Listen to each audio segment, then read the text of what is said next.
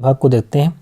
ठीक है, तो ये हम देख रहे हैं कि भारत की जो तट रेखा है वो कितनी है, 7516.6 किलोमीटर है। इसमें 9 राज्य और 4 यूटी जाते हैं।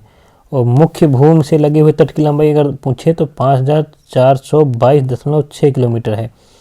और मुख्य भूमि से दूर कुल तट की लंबाई, जैसे मुख्य भूमि से जो हमारे यूटी हैं मुख्य भूमि से दूर, वो है 2094 किलोमीटर है। सबसे लंबी तट रेखा देखें तो गुजरात है, सबसे छोटी तट रेखा देखें तो गोवा है। देखो ये हमारे हैं, इसमें 13 राज्य, मतलब 9 राज्य 13 यूटी। तो सबसे लंबी गुजरात है, वो 1214.7 किलोमीटर है ले। ठीक है, फिर महाराष्ट्र है 652.6 किमी।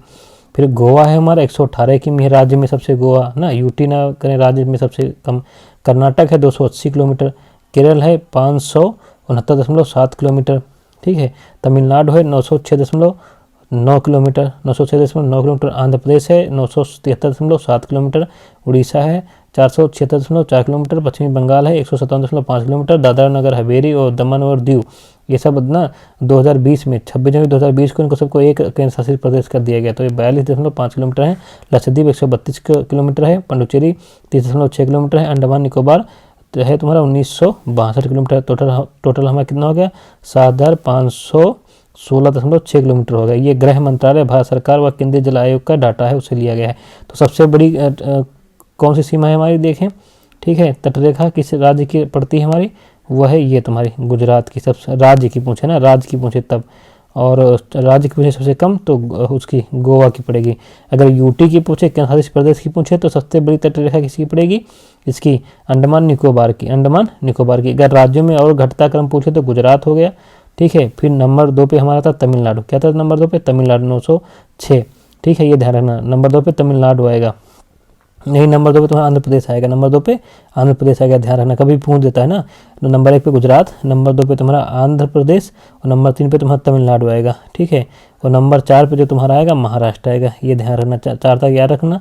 नंबर 4 पे महाराष्ट्र, फिर केरल आएगा। ठीक है, तो नंबर 1 पे गुजरात है, नंबर 2 पे आंध्र प्रदेश है, फिर नंबर 3 पे तुम्हारा क्या है, तुम्हारा तमिलनाडु, और नंबर 4 पे तुम्हारा महाराष्ट्र, और 5 पे तुम्हारा आएगा तुम्हारा केरल। ये राज्य याद रखना। ठीक है, ये हो गया। तो उसके बाद और देख लेते हैं, तुम्हारा क्या है, तुम्हारा ये पश्चिमी तट जो है हमारा 3 भागों में बटा है। पश्चिमी तट 3 भागों में बचा है। एक है उत्तरी भाग, उत्तरी भाग को हम कोंकण तट कहते हैं। कोंकण तट कहाँ से कहाँ तक है, महाराष्ट्र से गोवा। ये पूछता है, सब पूछे हुए हैं घटना चक्र के पॉइंट। उत्तरी भाग है तुम्हारा कोंकण तट। ठीक है, कोंकण तट को हम महाराष्ट्र से गोवा, महाराष्ट्र से अगर हम गोवा तक लेंगे, महाराष्ट्र से गोवा तक लेंगे तो ये हमारा कोंकण तट कहलाएगा। क्या कहलाएगा, कोंकण तट। और फिर आता है हमारा ये क्या कहते हैं, कनार तट। क्या कहते हैं, मध्य भाग आएगा इससे कनार तट। ये हमारा गोवा से जो है मंगलुरु तक आएगा। कहाँ से आएगा, मंगलुरु तक। और फिर तीसरा भाग हो जाएगा मालाबार तट। क्या हो जाएगा, मालाबार तट हो जाएगा। ये हमारा मंगलुरु से लेकर कहाँ आएगा, कन्याकुमारी तक, मालाबार तट। ठीक, ये ध्यान रखना, यही चीज़ यहाँ पर तुम्हारा लिखी है। तो ये उत्तरी भाग है जो कोंकण तट है, जिसे महाराष्ट्र से गोवा तक जाता है। फिर मध्य भाग जिसको हम कर्नाटक या कनार तट कहते हैं, गोवा से मंगलुरु तक है। फिर दक्षिणी भाग है मालाबार तट, जिसको हम मंगलुरु से कन्याकुमारी तक ले जाते हैं। ठीक है, जाता है, ये हो गया। उसके बाद देखो मालाबार जो तट है हमारा, ये जो मालाबार तट है पर कुछ लैगून झीलें पाई जाती हैं। जैसे केरल में वेबनाड झील, अष्टमुडी झील। केरल में स्थानीय रूप में इन्हें लैगून झीलों को कयाल कहते हैं। क्या कहते हैं, कयाल कहते हैं।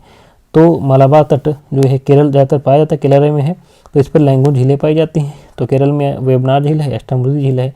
और केरल में इन्हें स्थानीय भाषा में क्या कहते हैं, कयाल कहते हैं। क्या कहते हैं, कयाल। इन्हीं लैगून झीलों को हम कयाल कहते हैं, ध्यान रखना। ठीक है, उसके बाद ये देख लो तुम्हारा उत्तरी भाग जो हमारा पूर्वी घाट है। पूर्वी घाट भी 2 भागों में बटा हुआ है। पूर्वी घाट भी 2 भागों में बटा हुआ है। एक महानदी है, क्या है, महानदी से कृष्णा तक जो है उसको हम उत्तरी सरकार कहते हैं। महानदी से कृष्णा नदी तक के बीच के भाग को हम क्या कहते हैं, उत्तरी सरकार कहते हैं।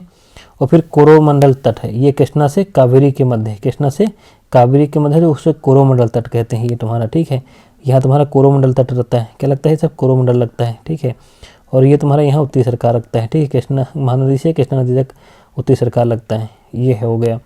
और जैसे ये तुम्हारा जो जल वाला क्षेत्र है, इसको भी हम 3 भागों में बांटते हैं। ठीक है, जैसे ये हमारी एक आधार रेखा मान लेते हैं। क्या मान लेते हैं, ये आधार रेखा। आधार रेखा से जो यहाँ से 12 नॉटिकल मील समुद्री मील तक होता है, उसे हम क्या बोलते हैं, प्रदेशी क्षेत्र बोलते हैं। क्या बोलते हैं, प्रदेशी जल क्षेत्र बोलते हैं।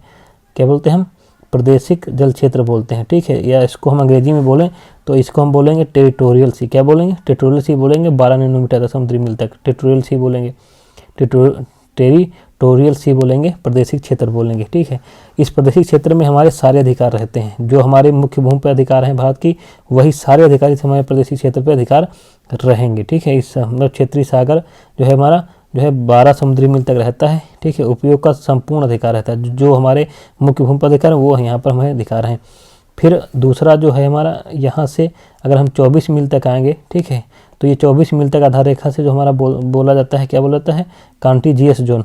तो ये हमारा टेरिटोरियल से 12 नैनोमीटर तक रहता है। टेरिटोरियल से 12 नैनोमीटर तक रहेगा। ये क्या रहेगा हमारा? कंटेजियस जोन, जिसको हम कहेंगे हिंदी में समीपस्थ मंडल। क्या कहेंगे? समीपस्थ मंडल कहेंगे। देखो ये समीपस्थ मंडल कहलाएगा, ठीक है। तो यहाँ पर हमारा सीमा शुल्क वसूली और वित्तीय अधिकार प्राप्त होते हैं। इस हमारे 12 नैनोमीटर में क्या होते हैं हमारे, क्या होता है? हमें सीमा शुल्क वसूल सकते हैं और वित्तीय अधिकार में भी प्राप्त हम होते हैं।